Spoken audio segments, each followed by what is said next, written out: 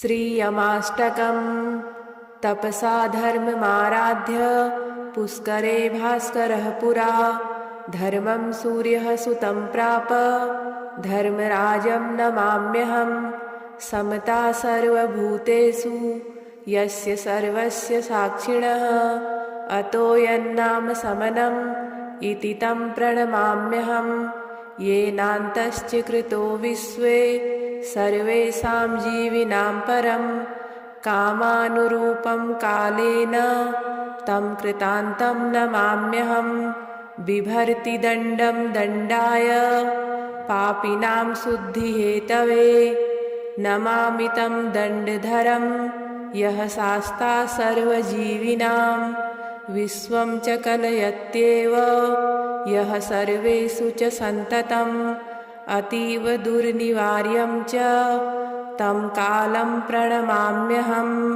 तपस्वी ब्रह्मनिष्ठो यः संयमी संजितेन्द्रियः जीवानां कर्मफलदः तं यमं प्रणमाम्यहं स्वात्मा रामश्च सर्वज्ञो मित्रं पुण्यकृतां भवेत् पापिनां क्लेशदो यस्तं पुण्यं मित्रं नमाम्यहं यज्जन्म ब्रह्मणोऽसेन ज्वलन्तं ब्रह्म तेजसा यो ध्यायति परं ब्रह्म तमीशं प्रणमाम्यहम् इदं यमाष्टकं नित्यं प्रातरुत्थाय यः पठेत् यमात् तस्य भयं नास्ति सर्वपापात् प्रमुच्यते तपसा धर्ममाराध्य पुष्करे भास्करः पुरा धर्मं सूर्यः सुतं प्राप धर्मराजं नमाम्यहं समता सर्वभूतेषु यस्य सर्वस्य साक्षिणः अतो यन्नाम समनम् इति तं प्रणमाम्यहं येनान्तश्च कृतो विश्वे सर्वेषां जीविनां परं कामानुरूपं कालेन तं कृतान्तं नमाम्यहं बिभर्ति दण्डं दण्डाय पापिनां शुद्धिहेतवे नमामि तं दण्डधरं यः शास्ता सर्वजीविनां विश्वं च कलयत्येव यः सर्वेषु च सन्ततम् अतीव दुर्निवार्यं च तं कालं प्रणमाम्यहं तपस्वी ब्रह्मनिष्ठो यः संयमी संजितेन्द्रियः जीवानां कर्मफलदः तं यमं प्रणमाम्यहं स्वात्मा रामश्च सर्वज्ञो मित्रं पुण्यकृतां भवेत् पापिनां क्लेशदो यस्तं पुण्यं मित्रं नमाम्यहं यज्जन्म ब्रह्मणोऽसेन ज्वलन्तं ब्रह्म तेजसा यो ध्यायति परं ब्रह्म तमीशं प्रणमाम्यहम् इदं यमाष्टकं नित्यं प्रातरुत्थाय यः पठेत् यमात् तस्य भयं नास्ति सर्वपापात् प्रमुच्यते तपसा धर्ममाराध्य पुष्करे भास्करः पुरा धर्मं सूर्यः सुतं प्राप धर्मराजं नमाम्यहं समता सर्वभूतेषु यस्य सर्वस्य साक्षिणः अतो यन्नाम समनम् इति तं प्रणमाम्यहं येनान्तश्च कृतो विश्वे सर्वेषां जीविनां परं कामानुरूपं कालेन तं कृतान्तं नमाम्यहं बिभर्ति दण्डं दण्डाय पापिनां शुद्धिहेतवे नमामि तं दण्डधरं यः शास्ता सर्वजीविनां विश्वं च कलयत्येव यः सर्वेषु च सन्ततम् अतीव दुर्निवार्यं च तं कालं प्रणमाम्यहं तपस्वी ब्रह्मनिष्ठो यः संयमी संजितेन्द्रियः जीवानां कर्मफलदः तं यमं प्रणमाम्यहं स्वात्मा रामश्च सर्वज्ञो मित्रं पुण्यकृतां भवेत् पापिनां क्लेशदो यस्तं पुण्यं मित्रं नमाम्यहम्।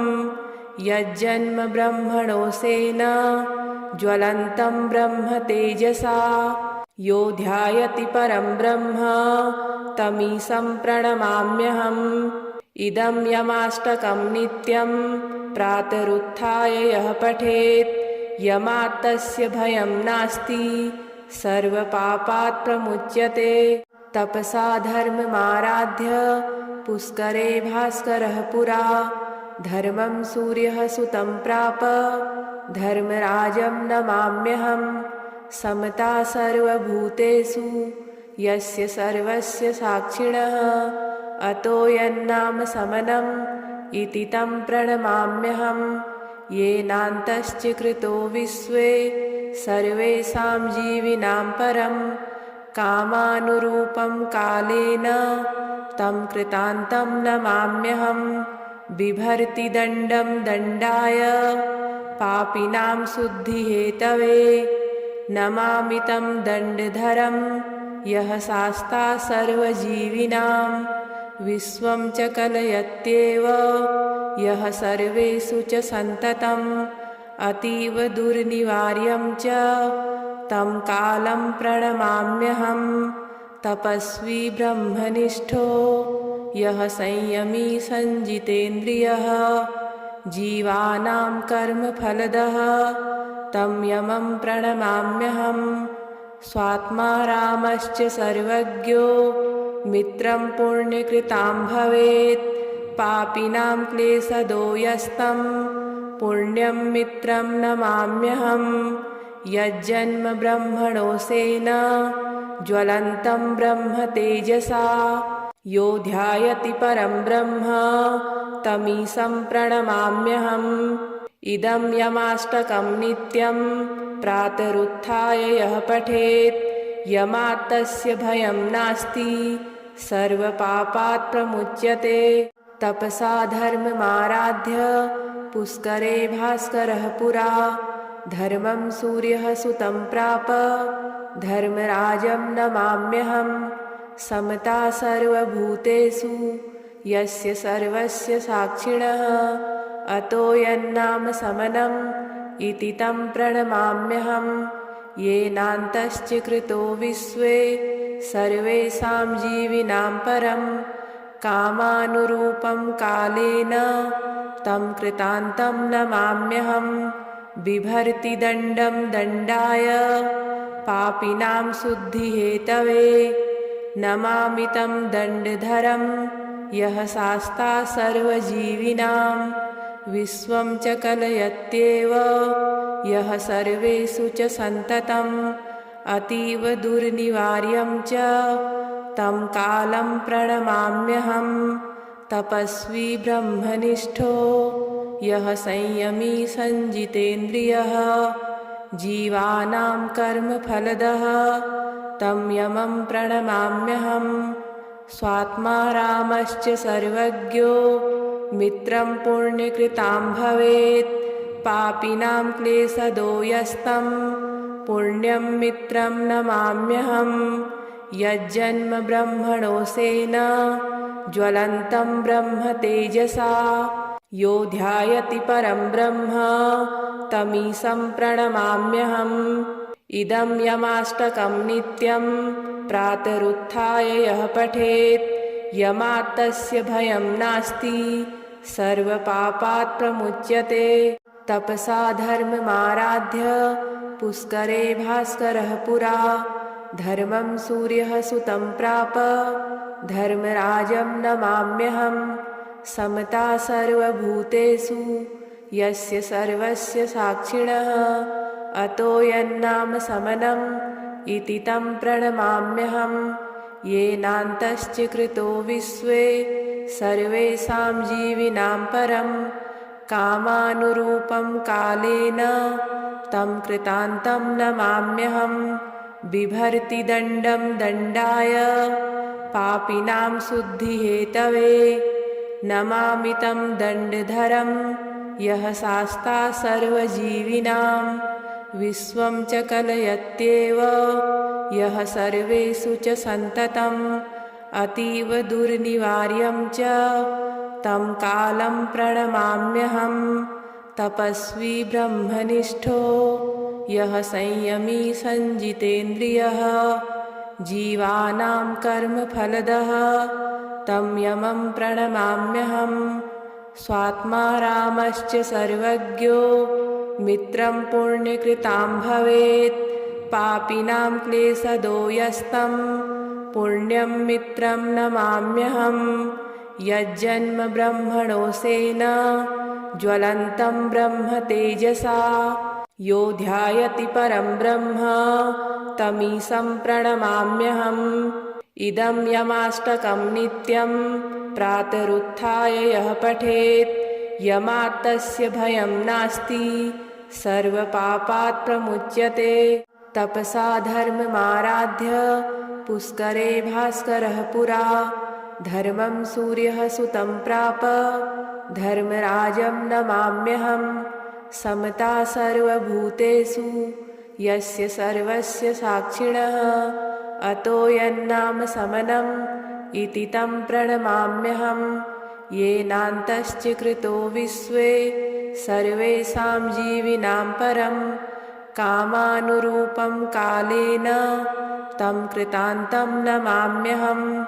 बिभर्ति दण्डं दण्डाय पापिनां शुद्धिहेतवे नमामि तं दण्डधरं यः शास्ता सर्वजीविनां विश्वं च कलयत्येव यः सर्वेषु च सन्ततम् अतीव दुर्निवार्यं च तं कालं प्रणमाम्यहम्। तपस्वी ब्रह्मनिष्ठो यः संयमी संजितेन्द्रियः जीवानां कर्मफलदः तं यमं प्रणमाम्यहम्। स्वात्मा रामश्च सर्वज्ञो मित्रं पुण्यकृतां भवेत्। पापिनां क्लेशदो यस्तं पुण्यं मित्रं नमाम्यहम्।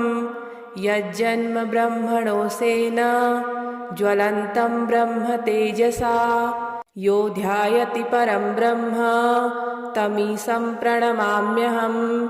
इदं यमाष्टकं नित्यं प्रातरुत्थाय यः पठेत् यमात् तस्य भयं नास्ति सर्वपापात् प्रमुच्यते।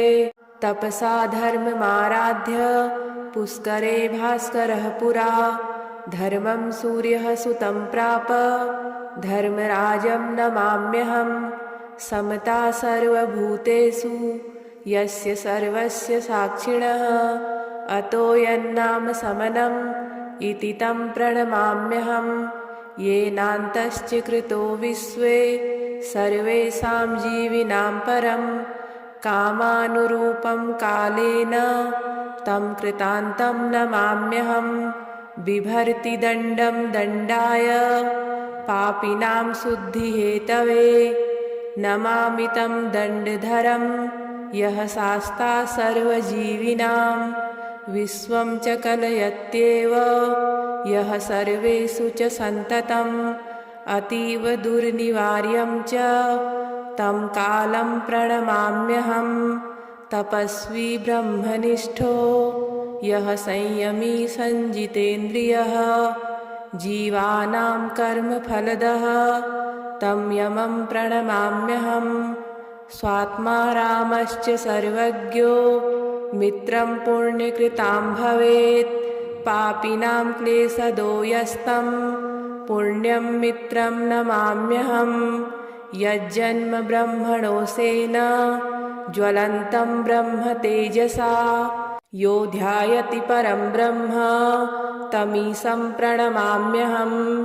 इदं यमाष्टकं नित्यं प्रातरुत्थाय यः पठेत् यमात् तस्य भयं नास्ति सर्वपापात् प्रमुच्यते। तपसा धर्ममाराध्य पुष्करे भास्करः पुरा धर्मं सूर्यः सुतं प्राप धर्मराजं नमाम्यहम्। समता सर्वभूतेषु यस्य सर्वस्य साक्षिणः अतो यन्नाम समनम् इति तं प्रणमाम्यहम्। येनान्तश्च कृतो विश्वे सर्वेषां जीविनां परं कामानुरूपं कालेन तं कृतान्तं नमाम्यहं बिभर्ति दण्डं दण्डाय पापिनां शुद्धिहेतवे नमामि तं दण्डधरं यः शास्ता सर्वजीविनां विश्वं च कलयत्येव यः सर्वेषु च सन्ततम् अतीव दुर्निवार्यं च तं कालं प्रणमाम्यहं तपस्वी ब्रह्मनिष्ठो यः संयमी संजितेन्द्रियः जीवानां कर्मफलदः तं यमं प्रणमाम्यहं स्वात्मा रामश्च सर्वज्ञो मित्रं पुण्यकृतां भवेत् पापिनां क्लेशदो यस्तं पुण्यं मित्रं नमाम्यहं यज्जन्म ब्रह्मणोऽसेन ज्वलन्तं ब्रह्म तेजसा यो ध्यायति परं ब्रह्म तमीशं प्रणमाम्यहम् इदं यमाष्टकं नित्यं प्रातरुत्थाय यः पठेत् यमात् तस्य भयं नास्ति सर्वपापात् प्रमुच्यते तपसा धर्ममाराध्य पुष्करे भास्करः पुरा धर्मं सूर्यः सुतं प्राप धर्मराजं नमाम्यहं समता सर्वभूतेषु यस्य सर्वस्य साक्षिणः अतो यन्नाम समनम् इति तं प्रणमाम्यहं येनान्तश्च कृतो विश्वे सर्वेषां जीविनां परं कामानुरूपं कालेन तं कृतान्तं नमाम्यहं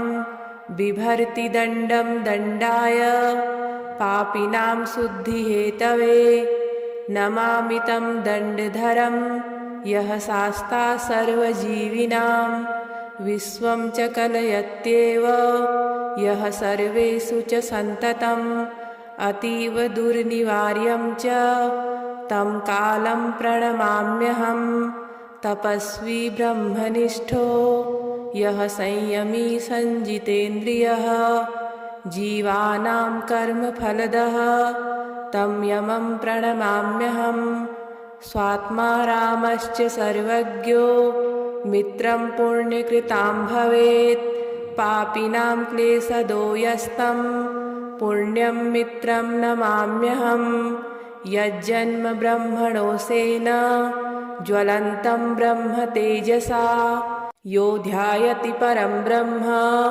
तमीशं प्रणमाम्यहम् इदं यमाष्टकं नित्यं प्रातरुत्थाय यः पठेत् यमात् तस्य भयं नास्ति सर्वपापात् प्रमुच्यते तपसा धर्ममाराध्य पुष्करे भास्करः पुरा धर्मं सूर्यः सुतं प्राप धर्मराजं नमाम्यहं समता सर्वभूतेषु यस्य सर्वस्य साक्षिणः अतो यन्नाम समनम् इति तं प्रणमाम्यहं येनान्तश्च कृतो विश्वे सर्वेषां जीविनां परं कामानुरूपं कालेन तं कृतान्तं नमाम्यहं बिभर्ति दण्डं दण्डाय पापिनां शुद्धिहेतवे नमामि तं दण्डधरं यः शास्ता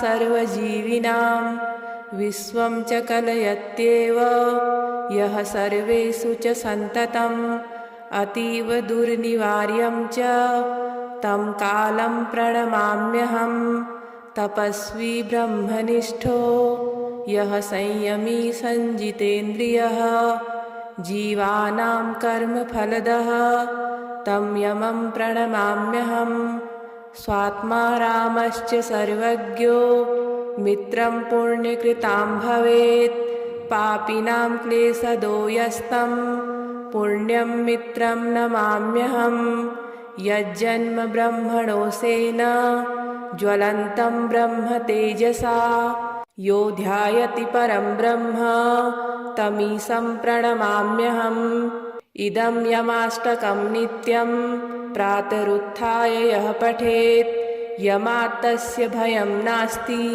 सर्वपापात् प्रमुच्यते।